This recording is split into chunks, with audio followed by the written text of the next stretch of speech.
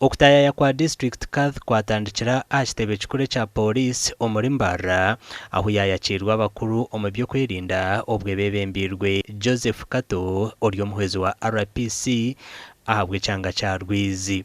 Abingiza y'obusilamu bali naitwe kukwatanisa nabo nyenkya nenyikiriza endi nawe obweraba inekeroho ninterera batahe baitu abingiza y'obusilamu nabo bakoleki bakwatanize nabo niyo nkore nungi ebyo nijja kutukonyera kuba n'obusinge kandi nijja kutukonyera kuba n'entunguka. Okwe kubarugayo nukwe kuza omu bitongore bindi ebirumwe ky'amaizi marungi Fresh Uganda, URA na DTB Bank.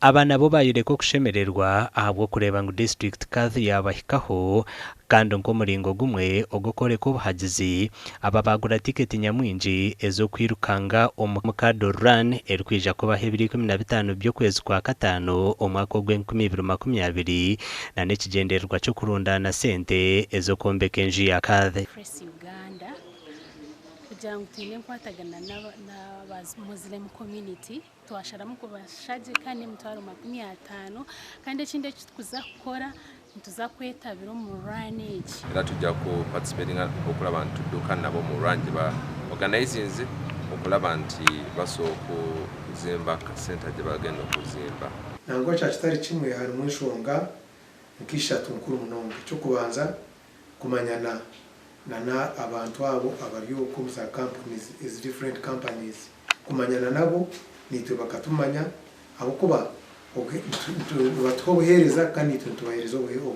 District Kadh yasima abo bona ababasa kwegita omuhururu yo kubashajika. Ebitongore bya Mbarara bikurenga omuro 5 ninga mukaga ekindero kitwa kuyugita kutaho rutindo hagati yitu na n'ebitongore ebyo batumanye nito tubamanye abo kuba bakastoma babo n'abasiramu kandi nito abasiramu abakwenda ebitongore nkebyo.